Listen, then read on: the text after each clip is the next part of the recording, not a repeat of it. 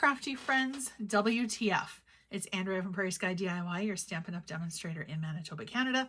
What's the fold? Today we are doing a fold that I saw from Patty Bennett, who's a US demo, and it's really, really great for using up big pieces of paper. The annual catalog will be retiring in May, so I wanted to kind of dive into my paper stash and see what I could come up with. And I haven't played with this paper or the Reach for the Stars stamp set in a while, so let's get started. We've got a piece of Designer Series paper. It is 6 inches, or sorry, 5¼ by 12, and I've scored it at 2, 4, 6, and 8. So we're just going to take and score each of the fold lines. And I've also got a piece of 4¼ by 5½ that we're going to be using as our backing. And I've also got a piece that's 3¾ by 5 inches. I had to math on that for a little bit. Now, when I was cutting it, I cut the paper upside down. I don't think it's really that noticeable. And you can choose to have your creases on either side, depending on if you want it to open this way or if you want it to open that way. What we're going to do is take our cardstock. I chose pumpkin pie, which isn't the color that I use often, even though I do love oranges. I'm going to do it this way, just because of the vision that I have for this card. We just run our adhesive. And then, as usual, aim for center-ish. Oops. And then if you stick it where you don't want it stuck, pull in the handy, please don't tear prayer. There we go. All right. So there's our paper. Now, I've got our other piece. You can use any color that coordinates with your paper or white. It really, truly doesn't matter. Whatever you would like is absolutely perfect. Use whatever paper, stamp sets, and ink you have available to you. Now, when Patty did this, she did circles, which I absolutely loved the look of. So she had 2 larger circles, 2 smaller circles, and then she just layered the design on it. I'm doing something slightly different because I had a vision as soon as I saw her card and I needed to play with it. So Rocket Ship, Explore Ship, whatever you want to call it, and Reach for the Stars are what we are using for this.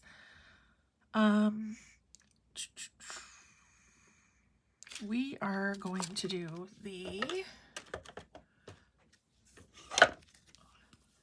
Rocket first. So I raided my stash bin because it's right there, and I've been cleaning my craft room and purging a bunch of stuff. So my craft bin has been quite impressive lately. I'm also using Starry Sky, Misty Moonlight, which is kind of appropriate for, you know, a space card. Okay, so just give it a push, straight down, straight up. I've got a bit of a halo, doesn't matter because we are going to be fussy cutting this. I'm going to grab my snips. And then I do have the dies, but I wanted to show you how quick and easy it is just to do it with the snips as well. Now, these pieces will probably be ending up in my scrap bin again. I just find it easier to manage smaller pieces for cutting. So when you're doing fussy cutting, I prefer to move the paper and not my snips. I find it gives me better control. And I tend to be a little bit more careful doing it this way. It's easier to see too where your lines are. You can kind of manipulate the paper a little bit. And it's a little bit more fluid for me. So my couple of my stamping buddies kind of make fun of me a little bit because I have an unashamed love for Wink of Stella. And as I was cleaning out my craft room the other day, I actually discovered that I have 2 other unopened Stellas. You can never go wrong. Wink of Stella is perfect for adding just a little bit of shimmer and shine. So I am just going to go over this just to give it a little bit of a shiny. Wink of Stella is water-based, so it will pull some of the blue. And I'm fine with that. It'll just give it a little bit of character.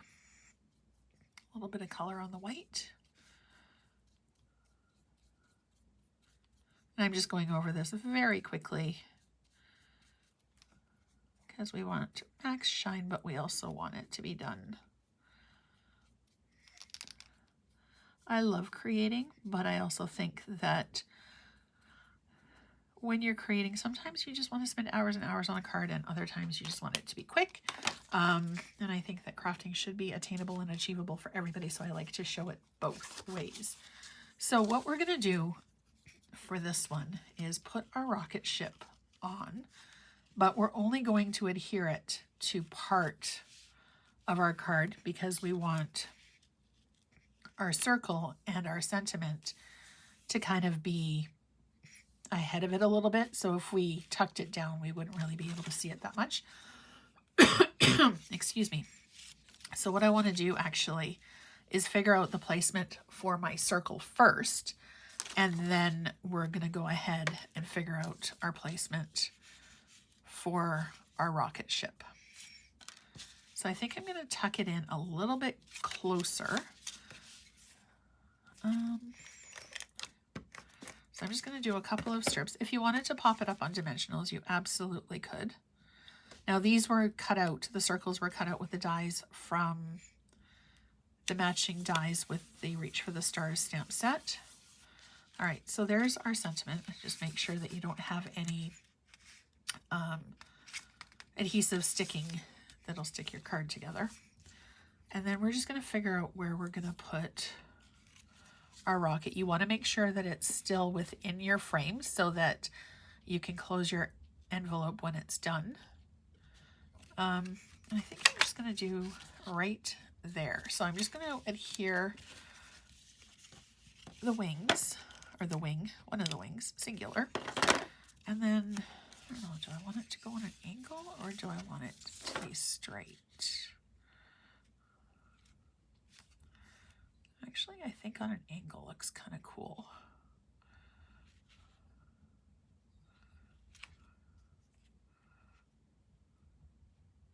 Yeah, there we go.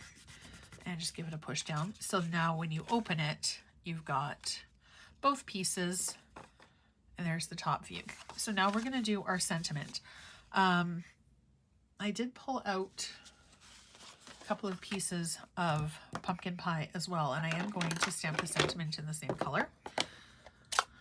Usually I punch and then stamp, but today I'm going to show you the other way of doing it. So I'm just going to punch our sentiment, put it close-ish to the bottom of our cardstock so that it saves paper, but also so that you can kind of frame it a little bit better. And then we're just going to aim for center, and as always with our punch, we're just going to give it a little bit of a squeeze so that the paper doesn't move. Make sure your fingers are clear of any of the moving parts, and then punch.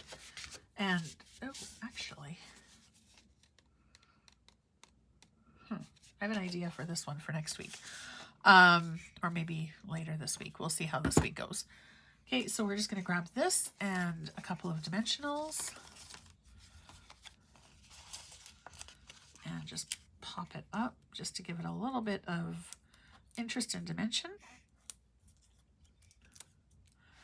All right, tell you, one of the bonuses of doing a major craft room cleanup and organization is I can find most of my stuff.